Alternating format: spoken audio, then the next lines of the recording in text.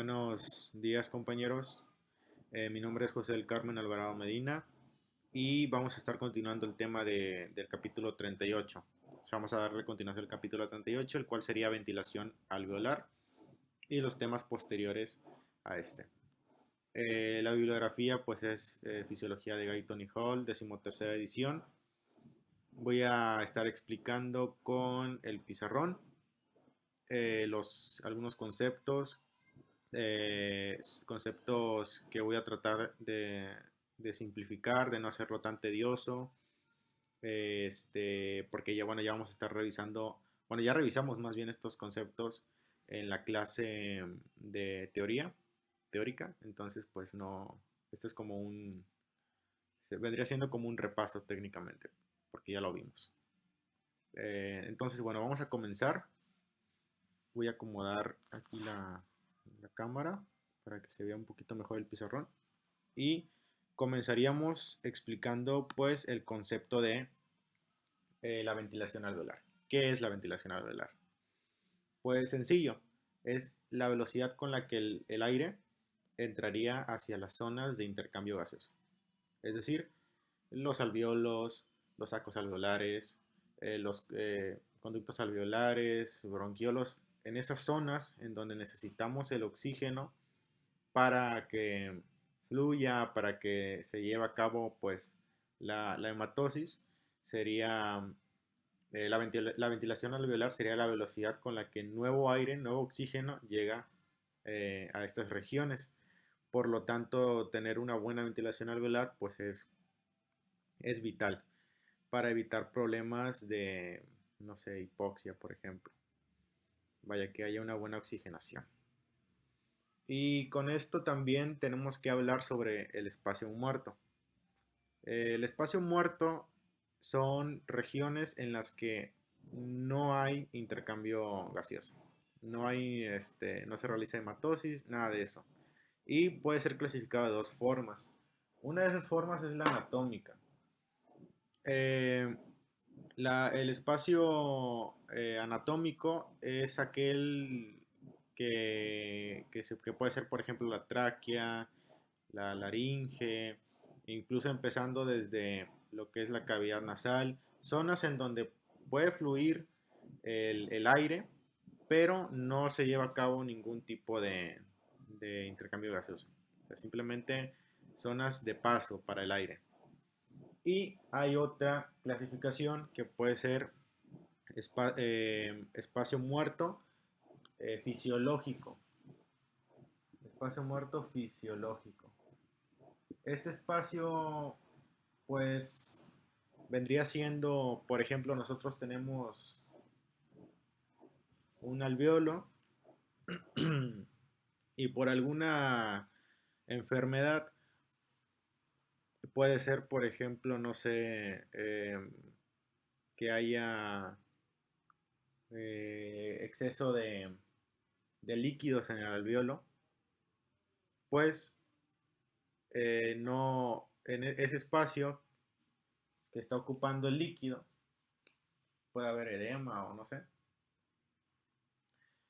pues lo estaría ocupando justamente pues el líquido. Entonces en ese espacio pues no se llevaría a cabo el intercambio gaseoso, por lo tanto no habría una correcta hematosis.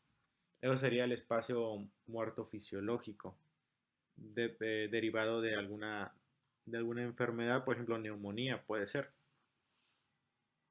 Otra cosa que nos menciona en el libro es una fórmula para calcular el espacio muerto. No es muy, bueno, no sé si sea importante, según yo no es tan importante, pero la voy a mencionar. Es una fórmula en donde prácticamente nosotros tenemos que calcular cuando un paciente expira, hace una expiración, y se hace como que una curva, una gráfica, en donde se registra primero puro oxígeno. Es un registro de puro oxígeno. Y posteriormente empezamos a tener registros de nitrógeno. ¿Qué quiere decir esto? Que cuando en el primer dato, cuando se registra el puro oxígeno solo, quiere decir que es el oxígeno que está atrapado en el área muerta, en la zona donde no existe hematosis, que en el espacio muerto anatómico se podría decir. Y la zona en donde se registra el nitrógeno vendría siendo pues la zona correspondiente al aire alveolar. Entonces, con esto se hace una fórmula que es esta. Volumen vendría siendo el volumen del espacio muerto sería igual a el área gris, que el área gris sería el área en donde detectamos el oxígeno, solamente el oxígeno, sobre el área rosa más el área gris. El área rosa ya es cuando detectamos el nitrógeno, que es la zona de donde proviene el aire alveolar, se podría decir, multiplicado por 500. Entonces, haciendo esta fórmula en condiciones normales o ya estandarizadas, nos daría un total de 150 mililitros, que correspondería al total de aire que está atrapado en el área muerta. Va aumentando con respecto con la edad. Entonces, ¿qué quiere decir esto? Una persona que tenga más cantidad de volumen, más volumen en el área muerta, pues quiere decir que tiene un mayor problema al momento de ingresar aire nuevo hacia los alvéolos, es decir, tiene menor ventilación alveolar por consiguiente, porque este aire que está en el espacio muerto, pues realmente no nos sirve y es el primero que sale en una expiración. Entonces, si es el primero que sale en una expiración, pues hay un cierto retraso al momento de inspirar aire lógicamente nuevo, hay cierto retraso, entonces disminuye un poquito lo que es la velocidad alveolar, la ventilación alveolar más bien. Eso prácticamente sería pues la importancia. No es tan relevante, sin embargo, pues vale la pena conocerlo.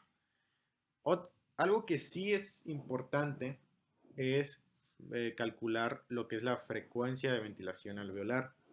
Nosotros ya habíamos visto en capítulos anteriores, cuando vimos corazón, cómo calcular la frecuencia cardíaca, que era el volumen sistólico multiplicado por la frecuencia eh, cardíaca, perdón, el gasto cardíaco. El gasto cardíaco se sacaba multiplicando el volumen sistólico por la frecuencia cardíaca.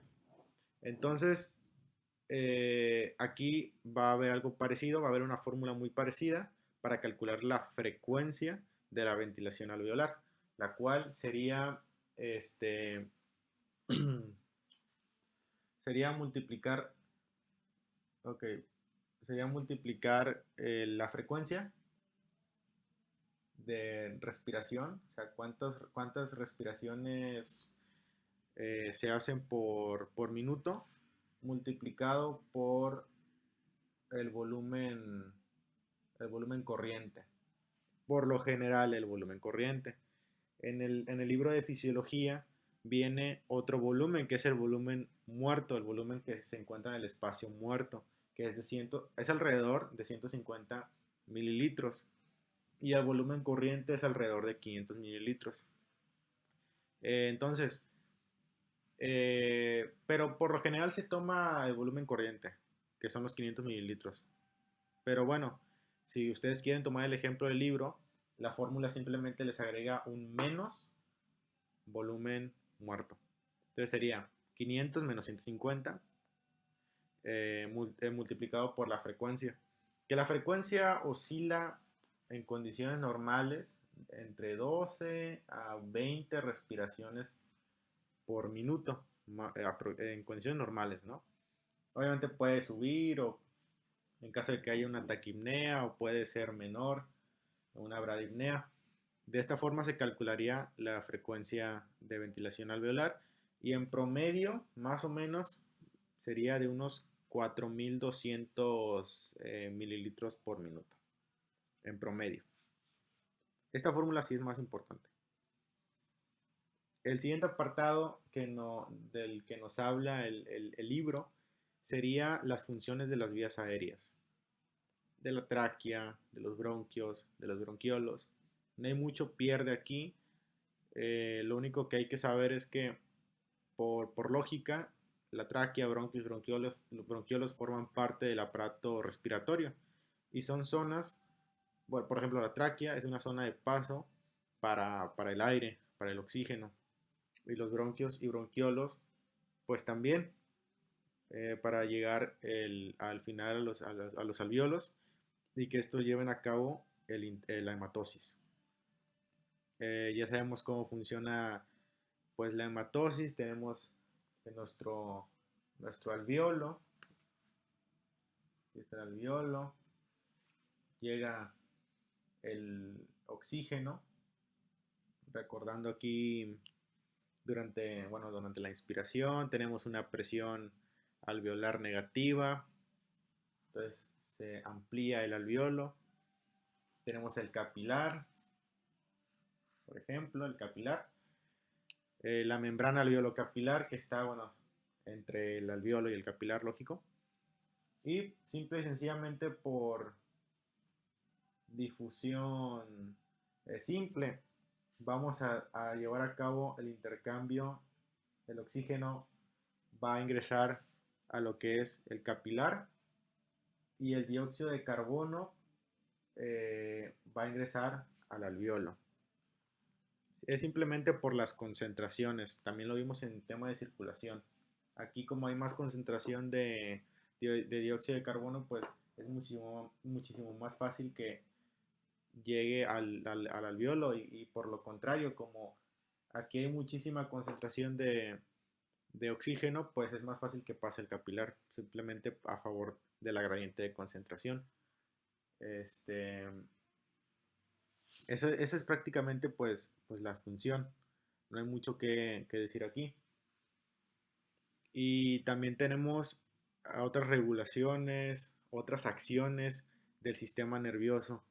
Por ejemplo, el sistema nervioso en sistema nervioso autónomo, pues comanda también la musculatura que presente en mm, los músculos que están en músculo liso, perdón, que están relacionados con la respiración. Por ejemplo, los bronquios, el músculo liso bronquial, le puede llegar un estímulo simpático, el cual haga que se relaje, por lo tanto haya una broncodilatación. O si le llega un estímulo parasimpático, pues haya una broncoconstricción. Esto hace, lógicamente, que cuando haya una broncodilatación, pues se respire muchísimo más, al contrario de que si hay un estímulo parasimpático. Muy sencillo, ya lo habíamos visto en fisiología 1, semestre pasado, y también en farmacología básica, en el tema de adrenérgicos y agonistas adrenérgicos, colinérgicos y demás. Entonces, un paciente que tenga problemas de asma, por ejemplo, tiene broncoespasmos, tiene broncoconstricción, pues se le debe de suministrar un fármaco que sea broncodilatador. Por ejemplo, un agonista adrenérgico que actúe sobre los receptores beta 2, por ejemplo, salbutamol, salmeterol, terbutalina y demás. También hay otros fármacos, los corticosteroides, por ejemplo, para hacer esta acción, ¿no? Básicamente. Ese sería el control nervioso sobre la musculatura del músculo liso bronquial. Otra cosa también que hace mención son las vías aéreas y la acción de los cilios. Recordando un poco la histología, sabemos que el epitelio que recubre a las vías aéreas sería predominantemente el epitelio cilíndrico pseudoestratificado ciliado con células caliciformes. Ya sabemos que las células caliciformes son como copas y estas son las responsables de la secreción de moco. Y también tenemos a los cilios, que son estructuras que ya hemos visto de las células. Algunas células presentan cilios, en el caso del epitelio de las vías respiratorias. Lo que va a hacer, la acción de estos cilios es justamente llevar todas las impurezas, toda la basurilla que haya, cosas que ya no deberían de permanecer en las vías aéreas, pues buscar el modo de, de expulsarlas, de sacarlas, para que no estén pues estorbando, para que no causen algún taponamiento ni nada por el estilo. Y los cilios, pues, perdón, el hecho de que sean células caliciformes, que las presenten, es justamente para hacer la producción de moco y que este moco pues atrape todas esas impurezas.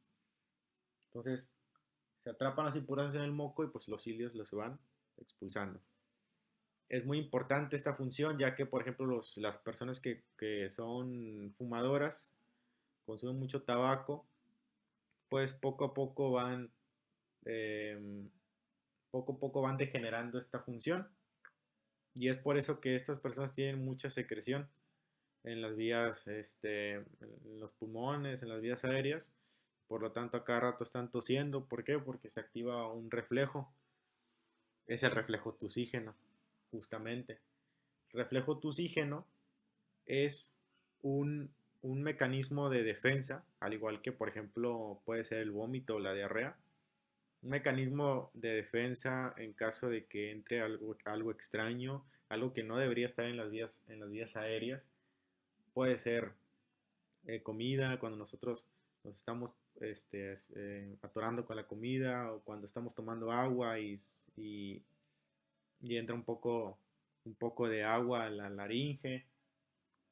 Lo que pasa es que pues nuestro cuerpo eh, pues va a intentar expulsarlo por medio de, por ejemplo, el reflejo tusígeno.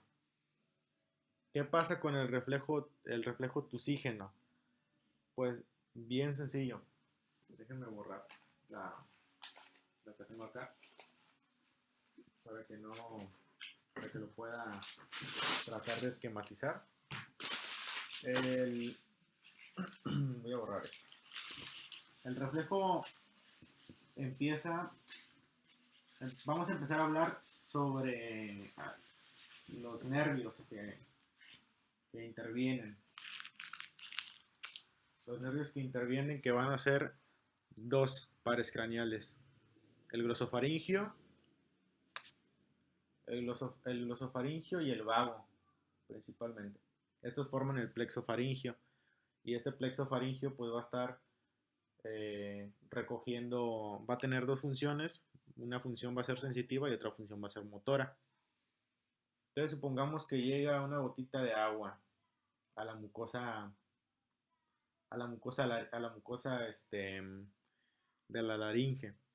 Por cualquier motivo entra, nos estamos ahogando y pues la mucosa detecta, bueno, las fibras que están en la mucosa detectan esto y envían la información hacia el bulbo raquídeo y hacia la formación reticular y por lo tanto se envía un estímulo motor, una vía motora, regresa y va a empezar a hacer la estimulación de los músculos,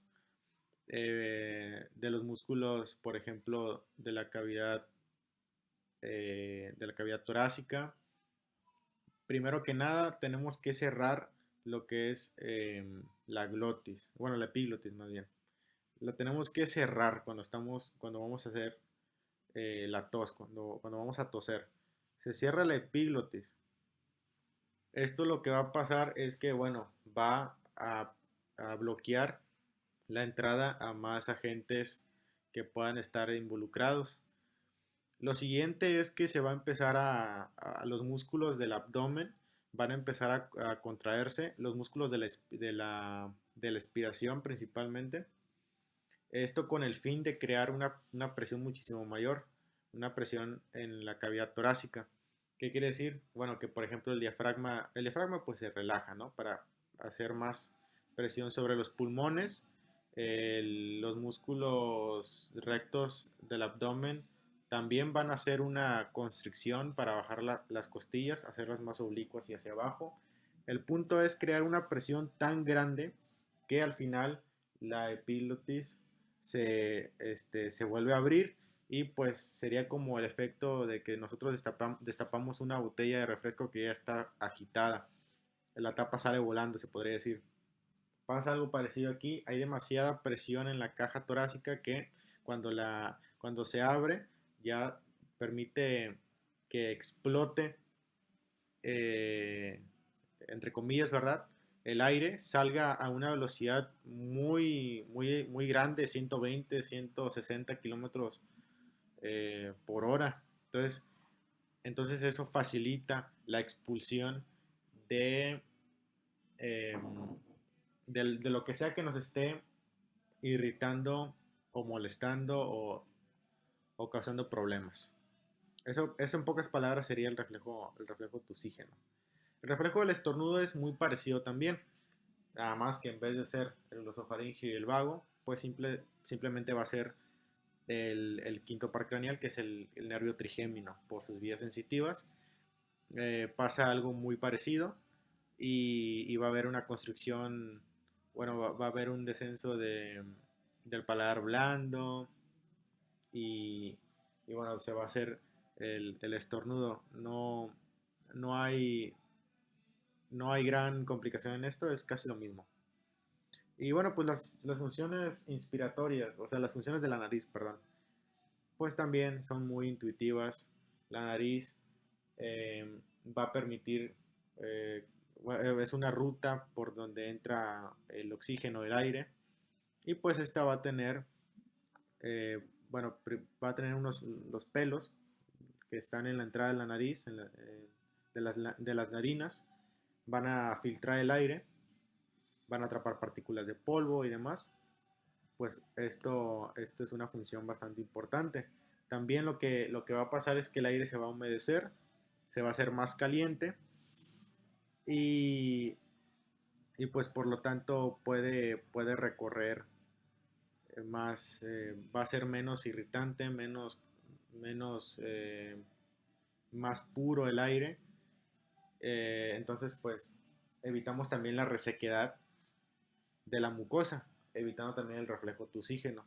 Cuando nosotros inspiramos por la boca, que lo que pasa es que pues se nos reseca la garganta y después pues nos da ese reflejo tusígeno, ¿no? De querer toser. Entonces eso es lo que hace el filtro. La nariz es como un filtro, la nariz humedece, bueno, en ese paso se va humedeciendo el aire y también se va calentando. Y ya, por último, ya de todo esto viene la fonación, la voz, la fisiología de la voz. Involucra principalmente tres aparatos, entre comillas, que vendría siendo el sistema respiratorio, el de fonación propiamente dicho, que es en la laringe tenemos las cuerdas vocales verdaderas. También el aparato de resonancia que se encuentra a nivel facial, a nivel de la cavidad nasal, más o menos a ese nivel. Y pues es sencillo, simple y sencillamente cuando nosotros hacemos una expiración, ya sabemos cómo, el aire, el diafragma se relaja, los músculos intercostales internos se contraen y van, el aire pues se regresa, se podría decir, hacia la atmósfera, tiene que pasar por la laringe y tiene que pasar también por las cuerdas vocales. Este aire lo que va a hacer es hacer que vibren estas cuerdas vocales y se van a estar abriendo, se van a estar cerrando, dependiendo de, por ejemplo, ahorita que estoy hablando, pues básicamente lo que está haciendo es esto.